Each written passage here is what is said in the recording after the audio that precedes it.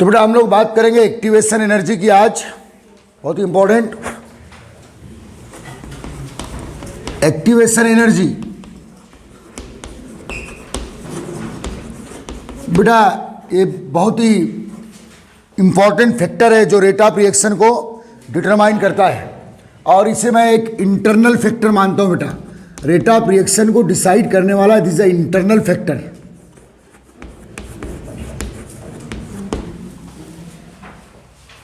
तो बेटा ये उसी टाइप से है, तो लिखिएगा इसे एक्टिवेशन एनर्जी को अपन लोग पहले थोड़ा सा इसका डिस्क्रिप्शन देते हैं, फिर इसका डेफिनेशन लिखेंगे ना। ड्यूरिंग द एक minute,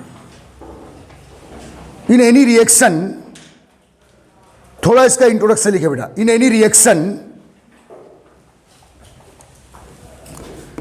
in any reaction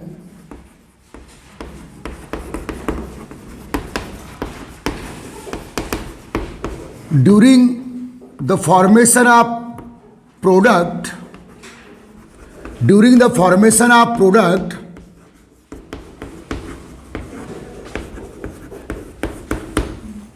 by any reactant,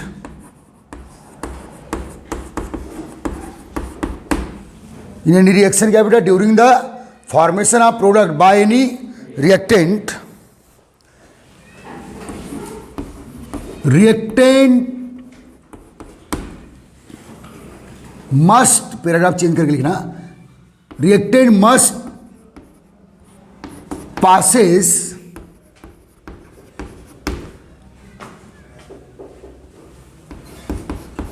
high energy point. बेटे उस रिएक्टेंट को हाई एनर्जी पॉइंट को क्रॉस करना ही पड़ेगा, पास करना ही पड़ेगा। मस्ट पासेस क्या बेटा, high energy point or energy barrier. Reactant must passes क्या, high energy point or energy barrier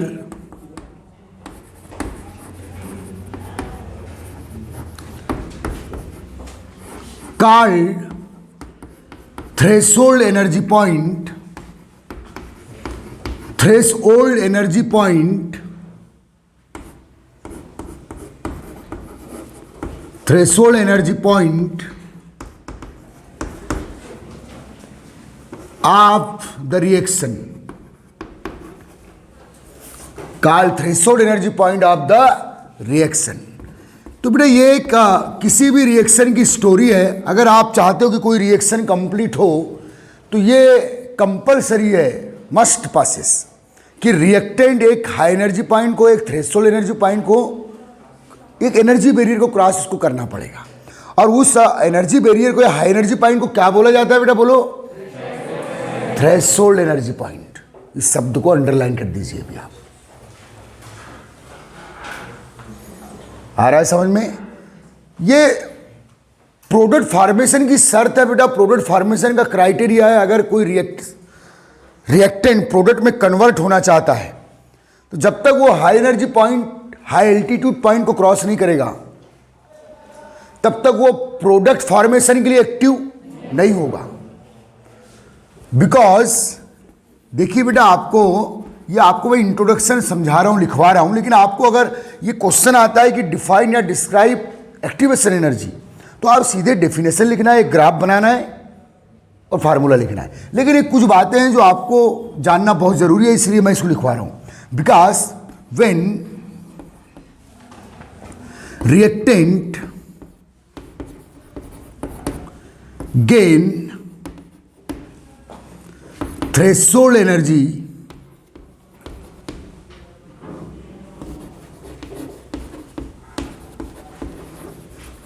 because when reactant gain क्या बेटा, threshold energy point,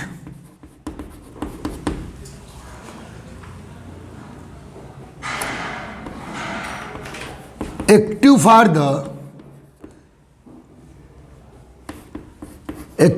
the formation of product। कुछ पॉइंट ऐसे पेरा बना के लिख लो ताकि आपको भी clear. Active for the formation of product, reactant active for the threshold energy point, तो रिएक्टेंट एक्टिव हो जाता है बेटा। काय के लिए? Reactant active for the formation of product. अब देखिए बेटा, जनरली किसी भी रिएक्टेंट में एनर्जी होती है, लेकिन वो उतनी नहीं होती कि वो डायरेक्ट किसको क्रॉस कर ले, हाई एनर्जी पॉइंट का। उसके लिए बेटा उसको सराउंडिंग से एक्सेस एनर्जी को क्या करना पड़ेगा, गेन मतलब एब्जॉर्ब करना पड़ेगा, तब जाके वो एक्टिव होगा। काय के लिए? For the formation of product. इसलिए आप कहीं ना कहीं एक्टिवेशन एनर्जी टर्म में आ जाता है, क्योंकि जब तक वो थ्रेशोल्ड एनर्जी की इक्वल एनर्जी गेन नहीं करेगा, कौन बेटा? रिएक्टेंट। समझ में आ रहा है? तब तो वो प्रोडक्ट फॉर्मेशन के लिए एक्टिव नहीं होगा। Therefore required absorb energy by reactant for gain threshold energy point called activation energy. Various type की डेफिनेशन दूंगा मैं एक्टिवेशन एनर्जी की, लेकिन अगर आपको एक क्वेश्चन आता है कि define and describe activation energy, तो ये बेटा इंट्रोडक्शन पॉइंट है जिसको हर एक बंदे के दिमाग में होना चाहिए। वेन और कुछ बातें लिखा रहा हूं बेटा, ये आप अपने लिए, अपने नॉलेज के लिए लिखो, केवल सिलेबस खत्म नहीं करना हो तो हो ही जाएगा। When reactant achieve, when reactant क्या बेटा? Achieve energy equal to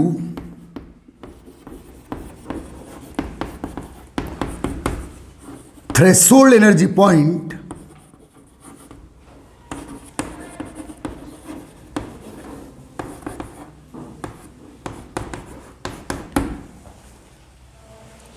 when reactant achieve energy equal to threshold energy point,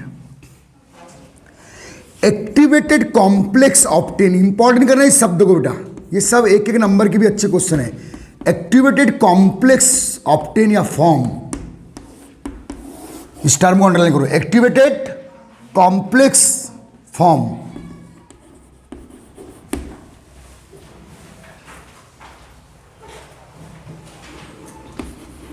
which easily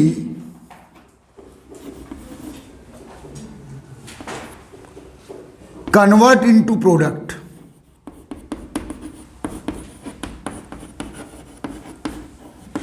which easily convert into product।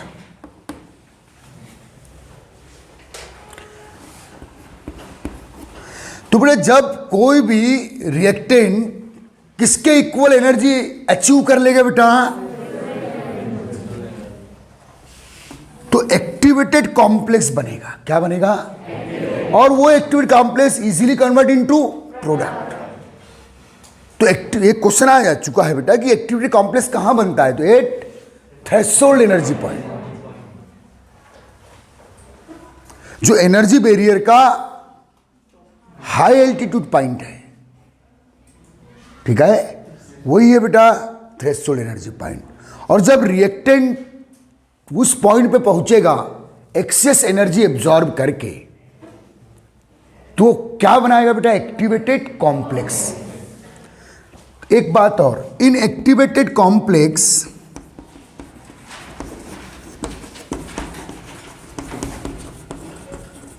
Partially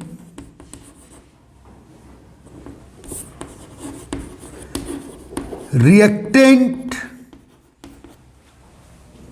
and partially product, क्या बेटा? इन एक्टिवेटेड कॉम्प्लेक्स पार्शियली क्या? Reactant and partially product bonds present. बहुत ही प्यारे point है MCQ के लिए।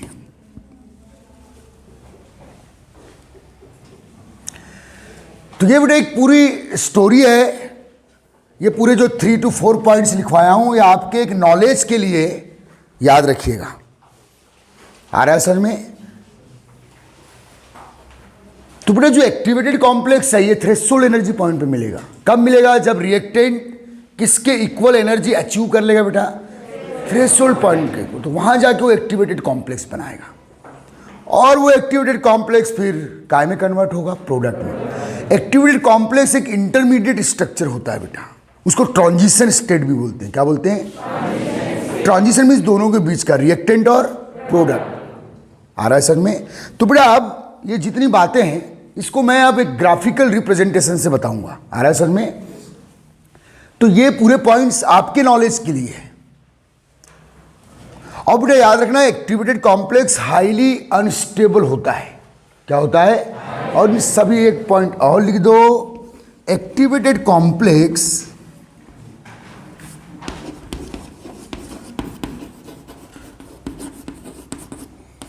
Is highly unstable species. Activated complex is a highly unstable species because consist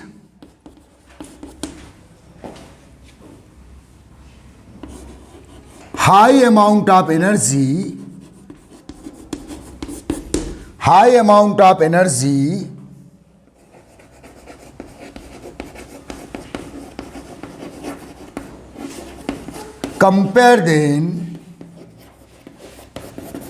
compare then reactant and product।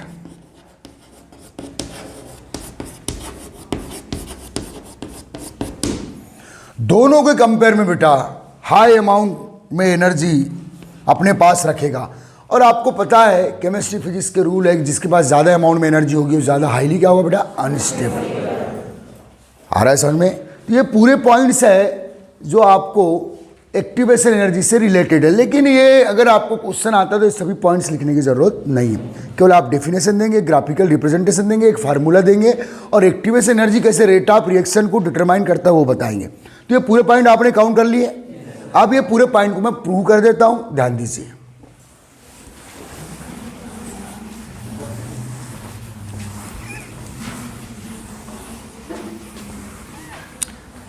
ध्यान दीजिए बेटा, सपोज A2 एंड B2 ये बेटा आपके रिएक्टेंट है, A2 प्लस B2, ये बेटा ट्वाइस AB बनाना चाह रहे हैं। ये ऐसे नीचे ऊपर क्यों लिखा सब बता दूंगा मैं आपको। अब बेटा इस रिएक्शन का थर्मोडायनामिक या इस रिएक्शन का पूरा एनर्जी सिस्टम इस ग्राफिकल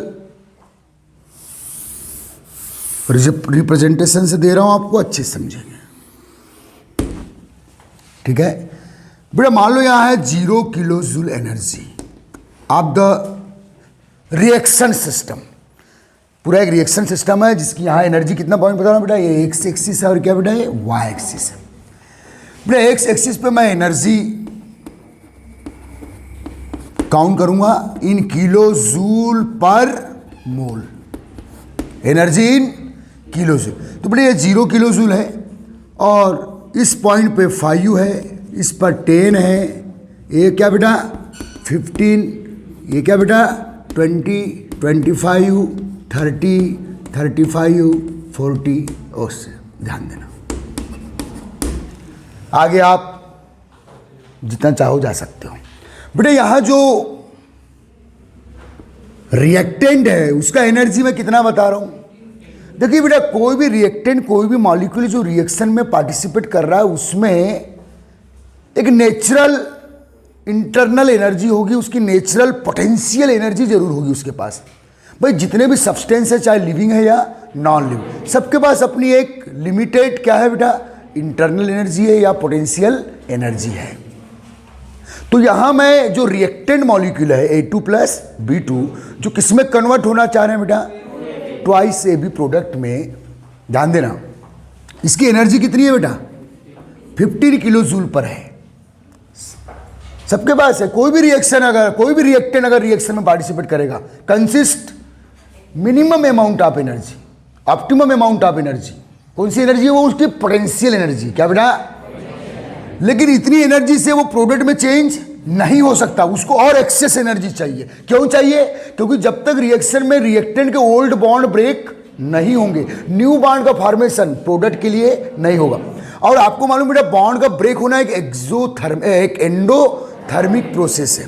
भाई A2B2 में A एंड BB के बिटवीन बॉन्ड है, तो बेटा इस मॉलिक्यूल की एनर्जी कितनी है बेटा 15 किलो जूल। अब इसे काय में चेंज होना है बेटा AB में, तो AB में न्यू बॉन्ड बना है बिटवीन A एंड B। तो पहले आपको ये वाले बॉन्ड ब्रेक करना पड़ेगा, क्योंकि दुनिया की कोई भी रिएक्शन हो जब तक ओल्ड बॉन्ड ब्रेक नहीं होंगे न्यू बॉन्ड का फॉर्मेशन। तो ओल्ड बॉन्ड को ब्रेक करने के लिए जो एनर्जी वो एब्जॉर्ब करेगा वही क्या है, और किसके इक्वल एब्जॉर्ब करेगा।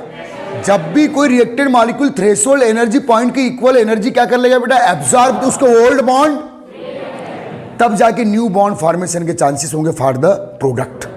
यह पूरी स्टोरी है उसकी। आ रहा है समझ में। अब देखिए बेटा, अब सपोज इस रिएक्शन का, जो रिएक्शन आपके सामने है, ये जो रिएक्शन आपके सामने है बेटा, इसका हाई एनर्जी पॉइंट 40 पर है। किस पर? मीन्स जब तक A2B2 40 kilo joule energy gain नहीं करेंगे, उनके ओल्ड बॉन्ड ब्रेक नहीं होंगे, एक्टिवेटेड कॉम्प्लेक्स नहीं बनेगा। तो बेटा ध्यान देना, ये इस रिएक्शन का क्या है बेटा थ्रेशोल्ड एनर्जी पॉइंट। कितने पे दे रहा हूं मैं?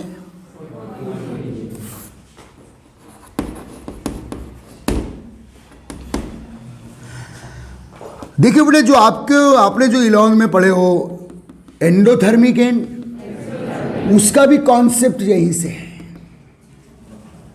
बेटे। यहां जो आपका रिएक्टेंट है, रिएक्टेंट का एनर्जी कितना है बेटा 15, और प्रोडक्ट का एनर्जी, जो प्रोडक्ट का फॉर्मेशन हुआ है उसकी एनर्जी 10 किलो जूल है। मीन्स इससे क्या है बेटा रिएक्टेंट से कम है, रिएक्टेंट से कम है। तो इसका मतलब जब रिएक्टेंट काय में कन्वर्ट हुआ है, रिएक्टेंट जब काय में कन्वर्ट हुआ है बेटा, तो एक्सेस कितनी किलो जूल एनर्जी और रिलीज किया है 5। तो ये रिएक्शन क्या हो गई एक्सोथर्मिक। नहीं आया सर में भाई, रिएक्टेंट का एनर्जी 15 किलो जूल पर और प्रोडक्ट का एनर्जी 10 पर। मीन जब रिएक्टेंट काय में कन्वर्ट हुआ है बेटा, तो उसने एक्सेस 5 किलो जूल एनर्जी को रिलीज किया है। तो ऐसी रिएक्शन काय में आती है एक्सोथर्मिक। मान लो बेटा ये जो ट्वाइस AB यहां आके बन जाता, कितने पर 20 पर, तो इसकी एनर्जी कितनी है भाई रिएक्टेंट का 15 किलो जूल, और इसका कितना है बेटा 20। तो जब रिएक्टेंट प्रोडक्ट में क्या हुआ है convert, excess 5 kilo joule energy ज्यादा रख रहा है अपने पास, तो रिएक्शन क्या हुई एंडोथर्मिक। यहीं से आता है एंडो और एक्सोथर्मिक। आ रहा है समझ में? क्लियर है? कंफ्यूजन है बेटा? ओके, ध्यान दीजिएगा अच्छे से। तो बेटा ये है रिएक्शन का क्या बेटा threshold energy point.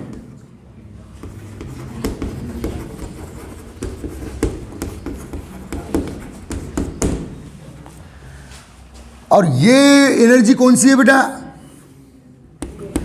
Ground state potential energy of reactant molecule.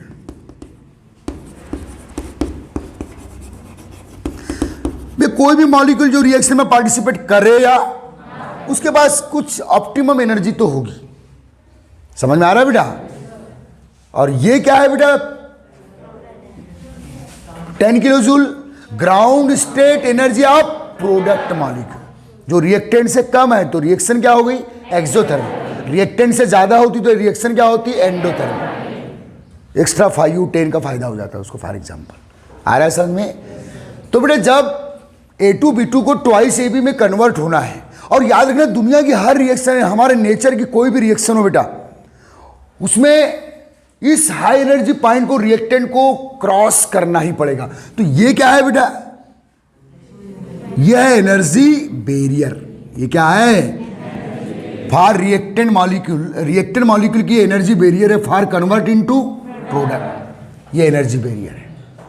अब देखिए बेटा रिएक्टेंट मॉलिक्यूल की ग्राउंड स्टेट पोटेंशियल एनर्जी जो है वो कितनी है 15 किलो जूल है। अब वो एक्सेस कितनी एनर्जी एब्जॉर्ब करेगा 14 माइनस 15 एब्जॉर्ब करेगा ना। कहां से एब्जॉर्ब करेगा बेटा सराउंडिंग से। कहां से?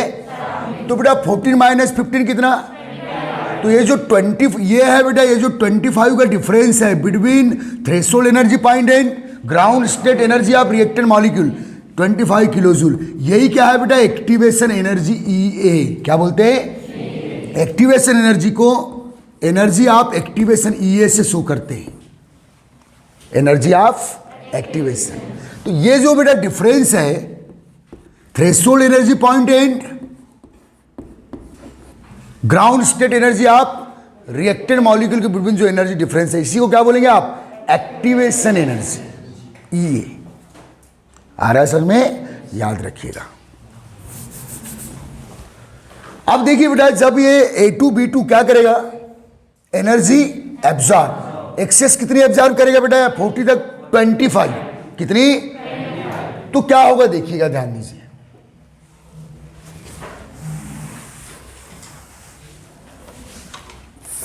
तो बेटा जब एनर्जी एब्जॉर्ब करेगा तो जो A2 और B2 के बिटवीन बॉन्ड है बेटा, ये अब ये परमानेंट बॉन्ड है ये वाले, ये धीरे धीरे जैसे जैसे एनर्जी एब्जॉर्ब होगी ये क्या होते जाएंगे बेटा? पार्शियली ब्रेक होते जाएंगे, पार्शियली ब्रेक होंगे। और जब वो कहां पहुंच जाएगा तो देखो प्रोडक्ट में किसके बिटवीन बॉन्ड है? Between A and B। Reactant में किसके बिटवीन बॉन्ड है? BB and A। तो जब यहां पहुंचेंगे बेटा आप, तो यहां एक ऐसा स्ट्रक्चर मिलेगा आपको,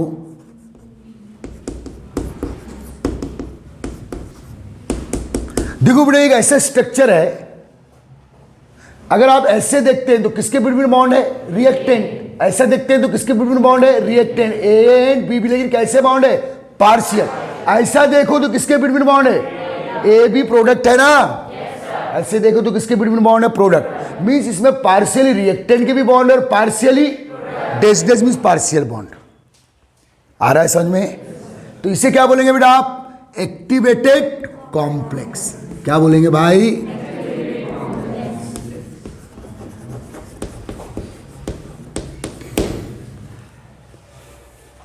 किस पे बन रहा है एक्टिवेटेड कॉम्प्लेक्स? तो मैंने लिखा हूं कि एक्टिवेटेड कॉम्प्लेक्स की एनर्जी रिएक्टेंट से भी ज्यादा होती है, और जिसको पास एनर्जी ज्यादा अमाउंट में होगी वो ज्यादा क्या होगा? अनस्टेबल। तो बेटा यहां जो एक्टिवेटेड कॉम्प्लेक्स बनता है बड़ा बेचैन होता है, बोले या तो मुझे फिर से रिएक्टेंट में चेंज कर दो या फिर प्रोडक्ट में चेंज कर। लेकिन वो प्रोडक्ट में क्यों प्रोडक्ट में ही जाएगा, इसको कौन डिसाइड करेगा, कौन बताएगा? अगर कोई रिएक्शन हो रही तो प्रोडक्ट ही बनेगा या नहीं बनेगा? प्रोडक्ट बनेगा या कौन डिसाइड करता है? This two driving force del S and del G. समझ में आ रहा है? अगर प्रोडक्ट बनना ही चाह रहा है इसका मतलब product more stable compare than reactant. अगर कोई रिएक्शन हो रही है इसका सीधा मतलब क्या है कि प्रोडक्ट ज्यादा स्टेबल है कंपेयर देन रिएक्टेंट। बेटा ये जो डेल एस और डेल जी ये ड्राइविंग फोर्स है। अगर रिएक्टेंट से प्रोडक्ट की ओर चलने पर, रिएक्टेंट से डेल एस क्या होता है बेटा? पॉजिटिव, तो एक्टिवेटेड कॉम्प्लेक्स प्रोडक्ट साइड चलेगा। या डेल जी क्या होता है? तो एक्टिवेटेड कॉम्प्लेक्स प्रोडक्ट साइड चलेगा। ये इलॉन में बताया था केमिकल इक्विलिब्रियम में। समझ में आ रहा है? Del S and del G is the driving force of any system. कोई सिस्टम एक पर्टिकुलर एक स्पेसिफिक डायरेक्शन में चल रहा है, चाहे वो रिएक्शन सिस्टम हो या कोई भी सिस्टम हो, तो उसी डायरेक्शन में चलेगा जिधर डेल एस क्या हो या डेल जी क्या हो, क्योंकि उससे सिस्टम को क्या मिलती है बेटा? स्टेबिलिटी मिलती है। आ रहा है सर में? तो एक्टिवेटेड कॉम्प्लेक्स बनने के बाद अब ये दो ड्राइविंग फोर्स डिसाइड करेंगे कि एक्टिवेटेड कॉम्प्लेक्स काय में कन्वर्ट होगा या नहीं होगा? प्रोडक्ट में। अगर डेल एस पॉजिटिव हो रहा है तो प्रोडक्ट में कन्वर्ट होगा, डेल जी नेगेटिव हो रहा है तो प्रोडक्ट में कन्वर्ट होगा। आ रहा है समझ में? डेल एच जो है बेटा एंथैल्पी चेंज, जिसको एंडोथर्मिक, और वो ड्राइविंग फोर्स नहीं है, क्योंकि हमारी कई रिएक्शन एंडोथर्मिक होती है और कई रिएक्शन एक्सोथर्मिक होती है। चलो ठीक, बहुत ही इंपॉर्टेंट चीज पढ़ रहे हैं हम लोग। खैर, अब बेटे जो एक्टिवेटेड कॉम्प्लेक्स है इसमें जो ये वाले बॉन्ड है किसके बिटवीन? ये और बी भी। ये बॉन्ड कंप्लीटली क्या होंगे बेटा, ब्रेक होंगे और केवल कौन से बॉन्ड बचेंगे, ए बी के पार्शियल। और जैसे वो नीचे आएगा एनर्जी अब क्या करेगा, रिलीज करेगा। तो ये बॉन्ड ज्यादा क्या होते जाएंगे, ये वाले बॉन्ड ज्यादा स्ट्रांग होते जाएंगे। तो स्ट्रांग बॉन्ड बन गया। समझ में आ रहा है। अब धीरे धीरे बेटा जैसे आप थ्रेशोल्ड एनर्जी पॉइंट से नीचे आओगे,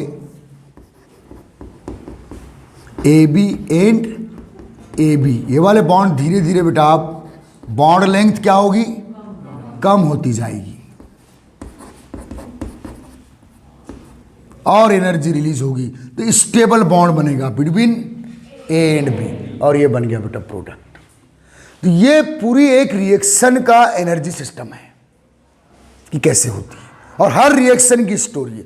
दुनिया की ऐसी कोई रिएक्शन नहीं है जिसके पास क्या ना हो, थ्रेशोल्ड एनर्जी पॉइंट। और रिएक्टेंट की मजबूरी की जब तक वो थ्रेशोल्ड एनर्जी पॉइंट की इक्वल एनर्जी गेन नहीं करेगा ना does not convert into product.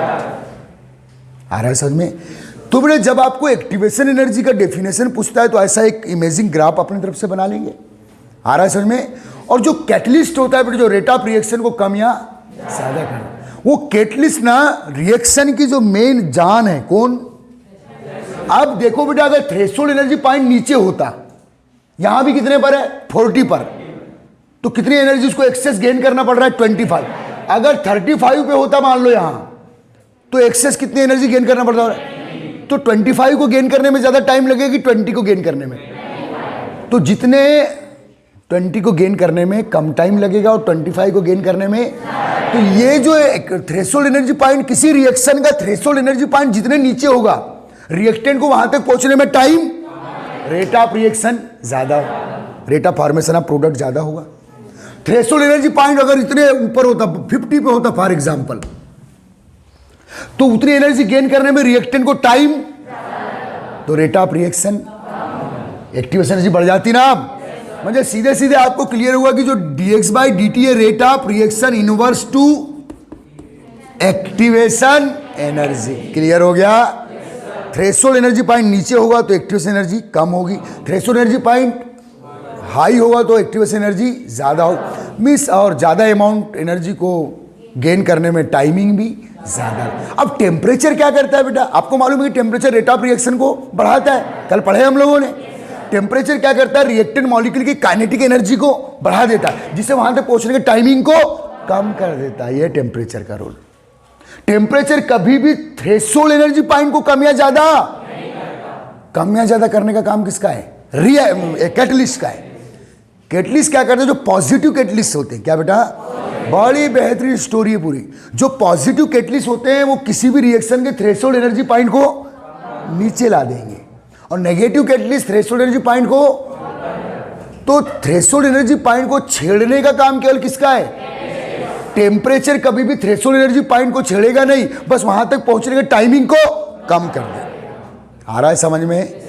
यह है कैटलिस्ट का रोल और यह है टेम्परेचर का। अलग अलग काम करते हैं टेम्परेचर और कैटलिस्ट। दोनों रेट ऑफ रिएक्शन को बढ़ा भी सकते हैं, सॉरी कैटलिस्ट बढ़ा भी सकता है और कम भी कर, लेकिन टेम्परेचर तो हमेशा ही बढ़ाएगा ही, क्योंकि वहां एनर्जी गेन करने के टाइमिंग को कम कर देता है। समझ में आ रहा है, ठीक है। अब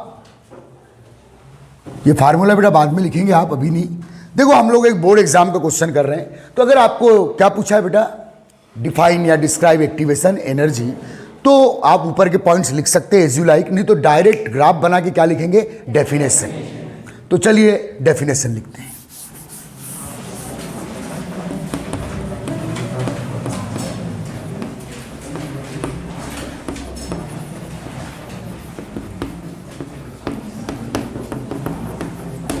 यह है बेटा आपका ग्राफ, प्रोसीडिंग ऑफ रिएक्शन यहां दे देना, और इधर क्या बेटा, एनर्जी। आ रहा है समझ में। अब देखिए definition of activation energy.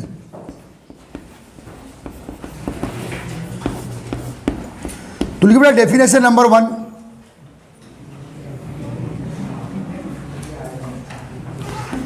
Required absorb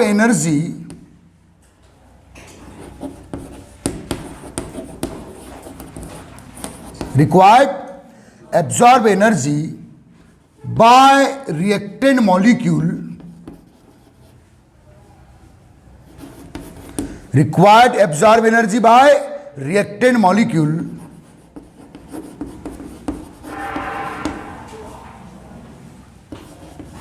for gain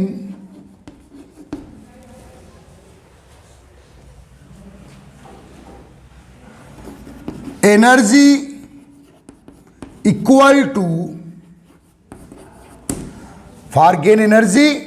equal to threshold energy point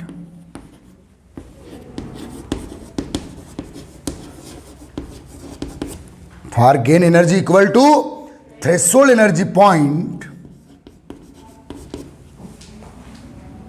called बोलो एक्टिवेशन एनर्जी।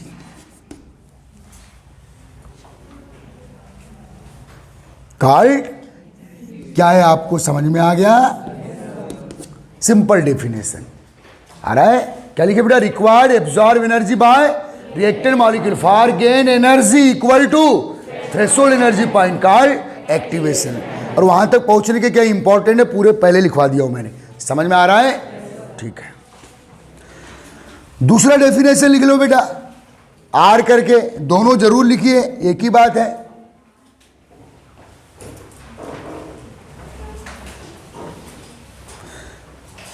ना बेटा, required absorb energy by reactant molecule, required absorb energy by reactant molecule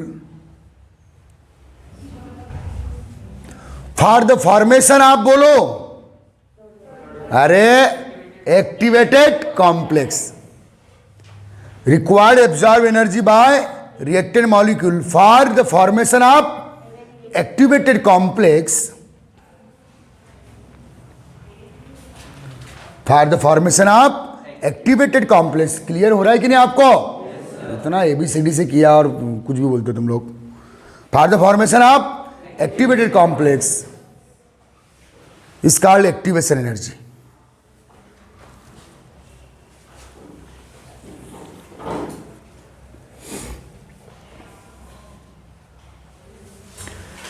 number third point, देखो बेटा, main चीजें, लेकिन graphical representation देने से आप ज्यादा इंप्रेस करते हो। समझ में आ रहा है? किसी भी टाइप का अपने तरफ से कोई भी एनर्जी वाला सिस्टम देके बताना है, आप कर लोगे? उतार लिया आपने? उतार लेना, वीडियो में उतार लेना, देख के एक बार और देख लेना। समझ में आ रहा है? अब इधर ध्यान दो बेटा, थर्ड पॉइंट जो जरूर काउंट करना है ना बेटा, rate of any chemical reaction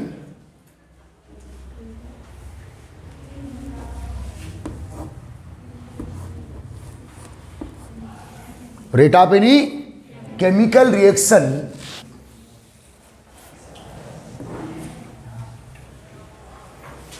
inverse to activation energy,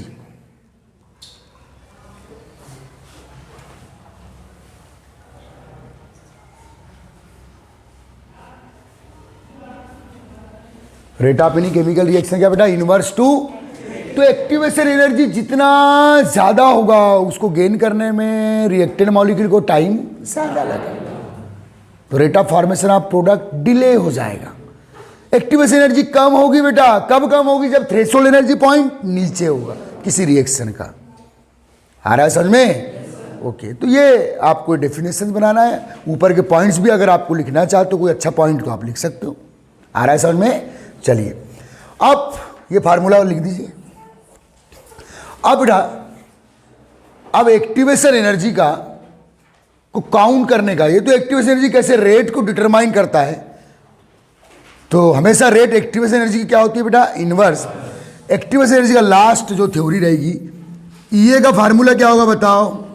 EA is equal to, बताओ, बोलो बेटा, threshold energy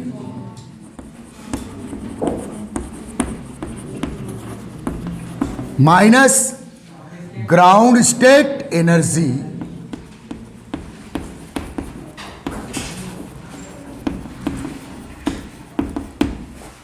of reactant molecule.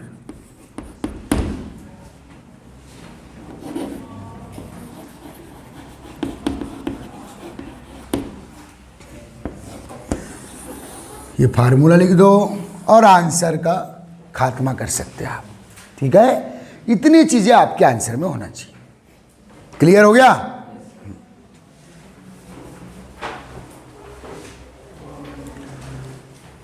एक बार और घर में जाके वीडियो रिवाइज कर लेना, ग्राफ आप अच्छे से बना लेना, बुक से बना सकते हो। समझ में आ रहा है?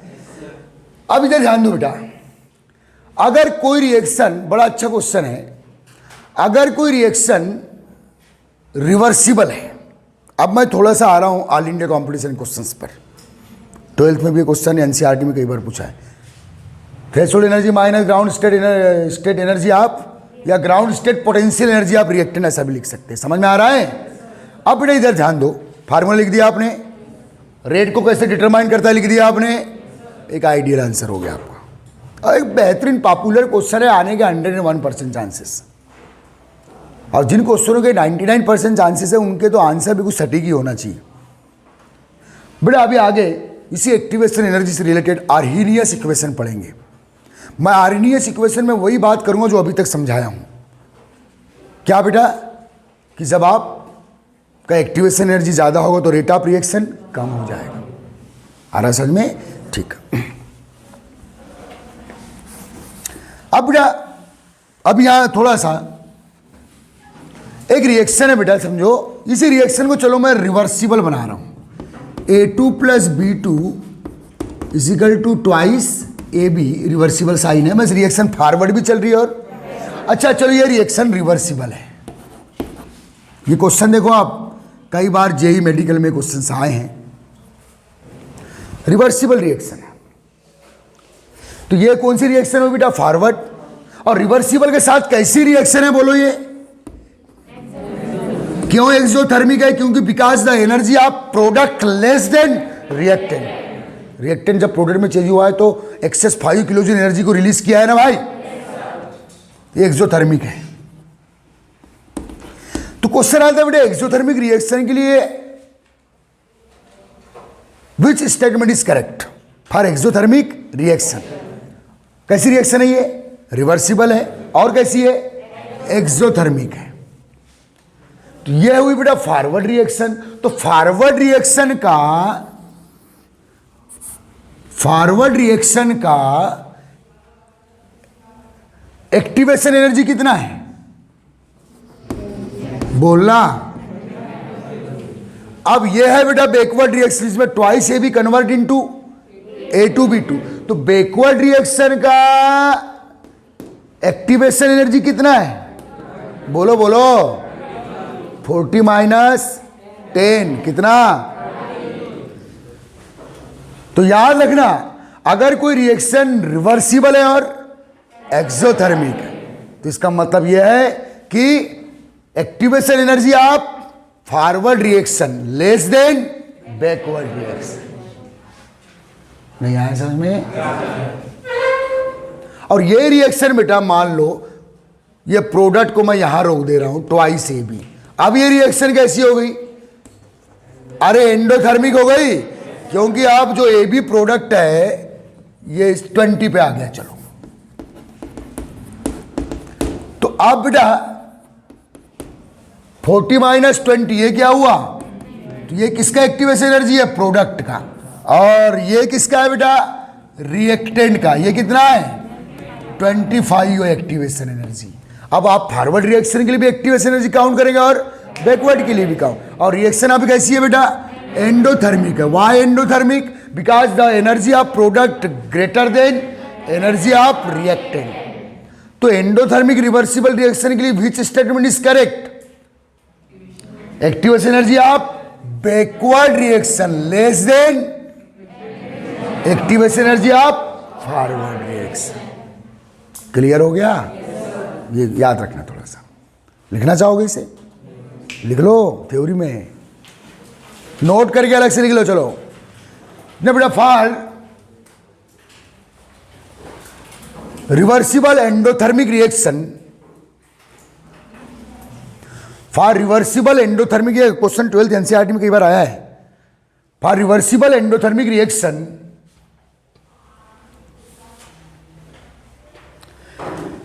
Activation energy of forward reaction greater then backward reaction. Active energy आप, ये दिख रही है आपको, देखो ये एंडोथर्मिक है। Active energy of forward reaction greater than active energy of backward reaction. Clear है? इसके रिवर्स लिख दो। And for exothermic reaction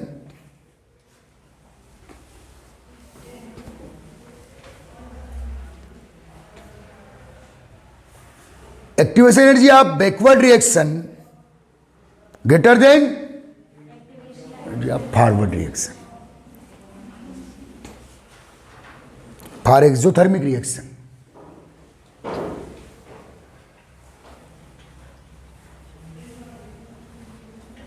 activation energy of backward reaction greater than forward reaction. आ रहा है समझ में?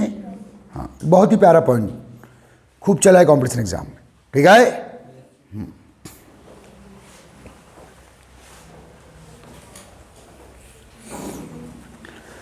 चलिए बेटा, ये हो गया। अब कितने फैक्टर्स हम लोगों ने काउंट किए? 4। लास्ट के फैक्टर काउंट करेंगे। ये बेटा 5th फैक्टर लेना बेटा, कैटलिस्ट।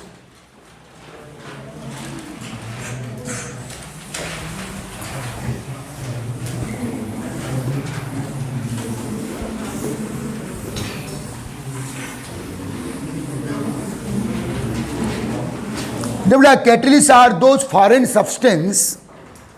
भाई थ्योरेटिकल टॉपिक चल रहा है और इस टॉपिक के बाद ही न्यूमेरिकल टॉपिक स्टार्ट होंगे। क्या लिख रहे थे?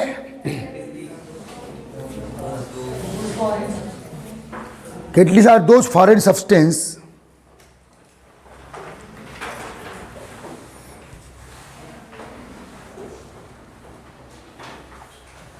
which introduce in reaction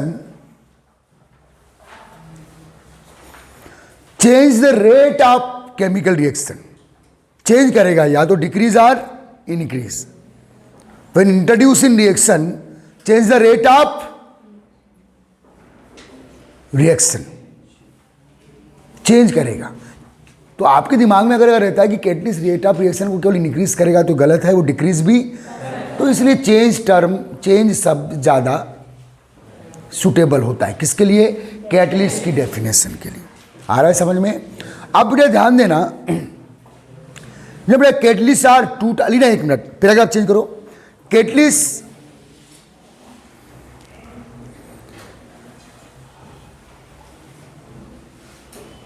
change the threshold energy point of reaction. केवल कैटलिस्ट में ही औकात है बेटा किसको चेंज करने का? Catalyst change the threshold energy point of reaction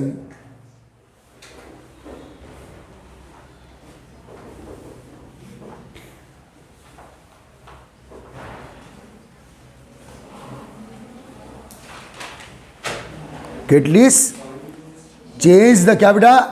threshold energy point of reaction. As the result rate of reaction may be increases or decreases।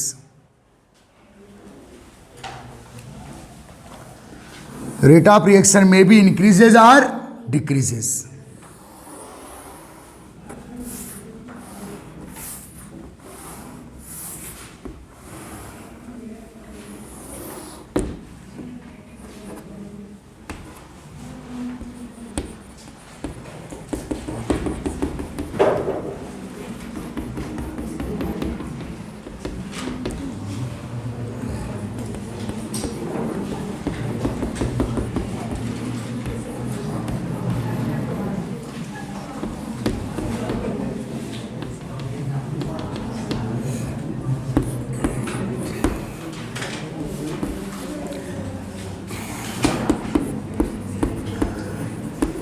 Catalyst are two type. Number 1 लिखना positive catalyst,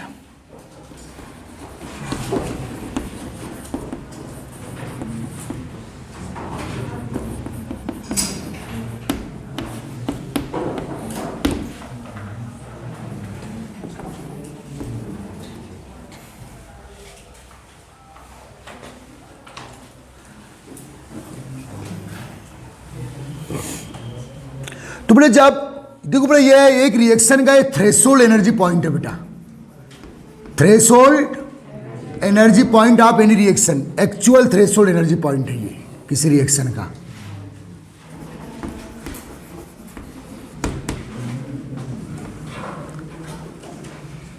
in the absence of catalyst, in the absence of catalyst,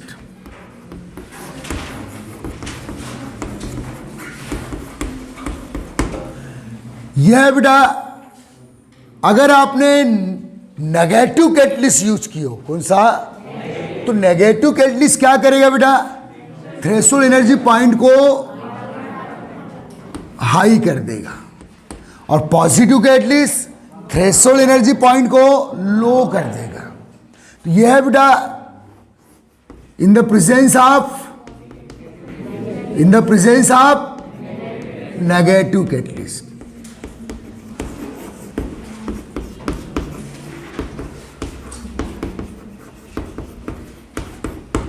और in the presence of positive catalyst.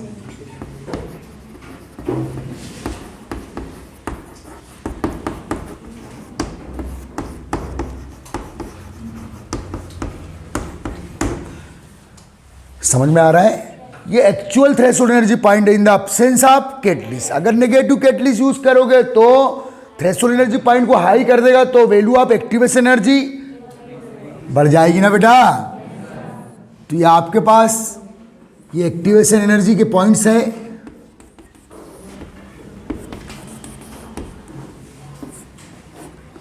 ये है बेटा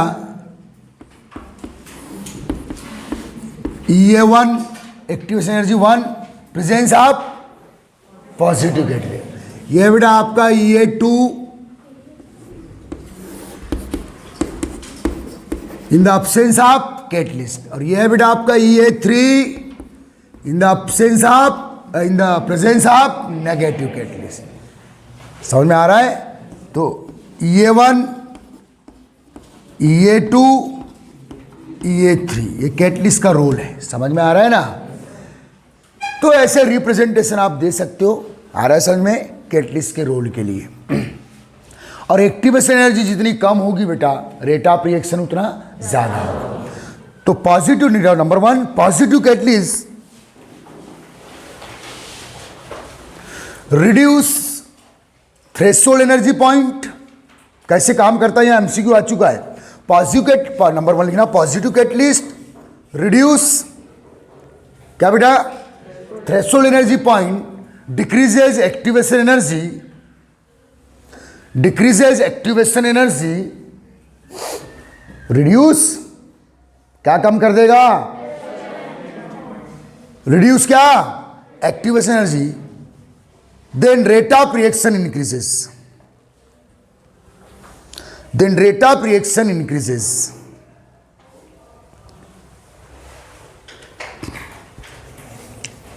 next लिखना बेटा number 2, negative catalyst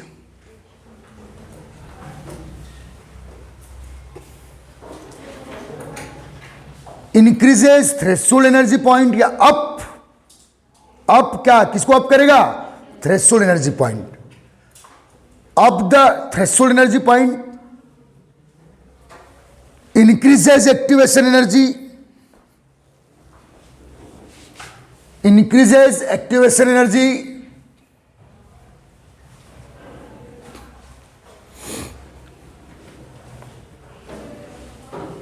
decreases the rate of reaction. What is the role of catalyst on the rate of reaction? अगर एक question आता है तो ऐसा आप रिप्रेजेंटेशन देके 2-3 पॉइंट लिखेंगे। समझ में आ रहा है? क्लियर? ठीक। अब आर्हीनियस इक्वेशन बेटा आपको पढ़ना है, लेकिन उसके पहले कुछ बात, उसके पहले एक बेहतरीन क्वेश्चन करो। लिखिए डिस्क्राइब स्पेसिफिक रेट कांस्टेंट। अगला एक क्वेश्चन लिखिए, describe specific rate constant, describe the specific rate constant या डिफाइन स्पेसिफिक रेट कांस्टेंट।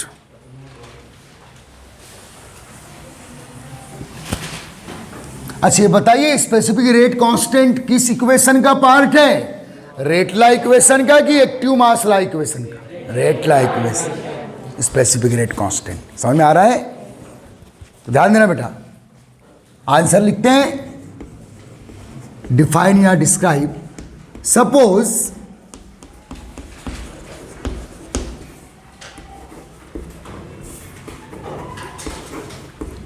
या में convert into the product,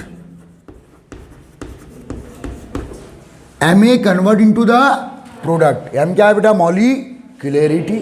A is the reactant. कोई किसी प्रोडक्ट में, हमको यहाँ प्रोडक्ट से कोई मतलब नहीं। M A convert into product is the, कैसे लिखना है देखिए, nth order reaction. nth order means 0 order हो सकती है, फर्स्ट ऑर्डर हो सकती है, सेकंड ऑर्डर हो सकती है, थर्ड ऑर्डर हो सकती है, या फ्रैक्शनल, यानी कि वैल्यू कुछ भी हो सकती है। मालूम है ना? यानी क्या है बेटा? Order of reaction is the nth order reaction.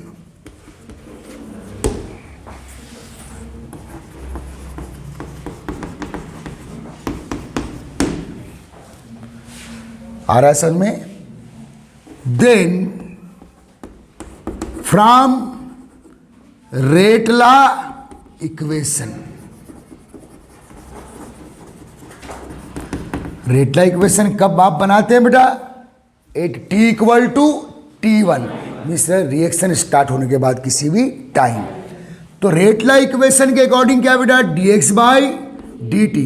किस लेवल पे, किस टर्म में हम रेट लिख रहे हैं? रिएक्टेंट लेवल पे। तो minus dx by dt proportional to a raise to power n, nth order reaction बोला हूं ना मैंने, इजिकल टू क्या बेटा? k a raise to power n dx by dt। आ रहा है समझ में? मुझे किसको डिफाइन या डिस्क्राइब करना है बेटा? यहां k क्या है बेटा? Specific rate constant. Specific rate constant मीजिए स्पेसिफिक टाइम पे इसको अप्लाई किया गया है, आफ्टर स्टार्ट द रिएक्शन। तो ये बेटा आपका इक्वेशन है। सपोज इसको 1 मान लेते हैं हम लोग।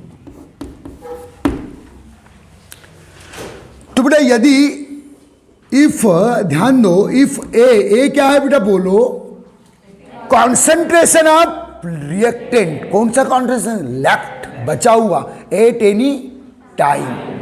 यही तो है ना रेट ला इक्वेशन। ए क्या है?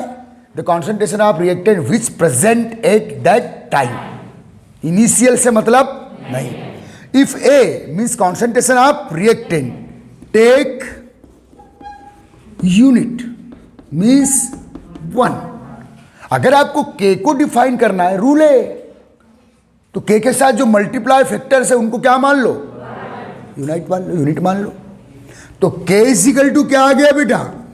dx बाई, अगर कॉन्सेंट्रेशन को आप कांस्टेंट कर दे रहे हो, ए क्या है? कॉन्सेंट्रेशन को क्या कर दिया आपने? कांस्टेंट। कितना? 1।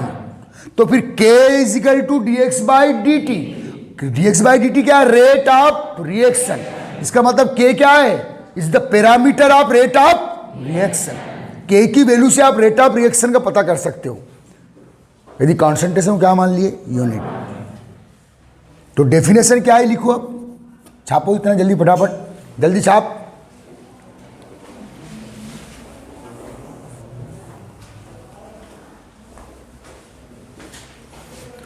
From equation 1, if A take unit then k is equal to dx by dt। तो k एक्चुअल अब क्या निकल के सामने आ रहा है बेटा? k is the parameter of rate. k is the parameter of rate, या k इक्वल टू रेट। समझ में आ रहा है? अगर कॉन्सेंट्रेशन को कांस्टेंट कर दिया आपने, यूनिट मान लिया आपने, तब k is the parameter of rate. Rate का स्केल है, रेट का पैरामीटर है, याद रखना। आ रहा है समझ में? ठीक है।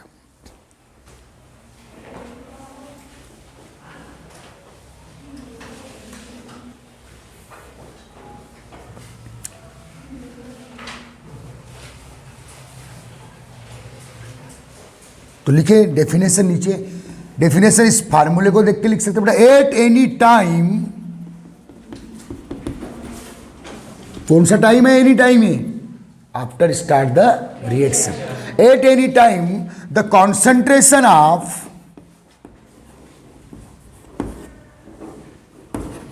reactant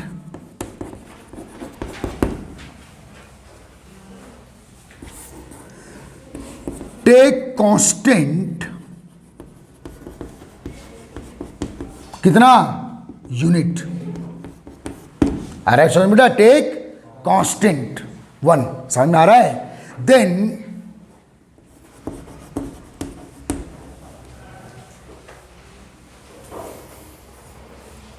rate of reaction equal to, या देन ऐसे लिखना पड़ा, then specific rate constant equal to the rate of reaction, या is the parameter of rate of reaction, then specific rate constant equal to the rate of reaction, then specific rate constant equal to the rate of reaction,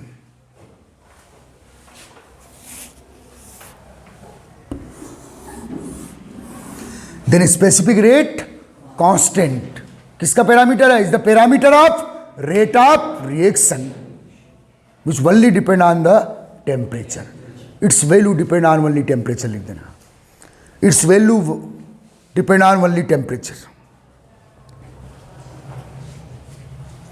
इसकी value किस पे depend करेगी बेटा? Temperature. और इसकी unit किस पे depend करेगी? ऑर्डर ऑफ रिएक्शन पे। डिफरेंट ऑर्डर के डिफरेंट यूनिट काउंट किए, उसमें रहना कि यूनिट किस पे डिपेंड करते तो क्या बोलेंगे?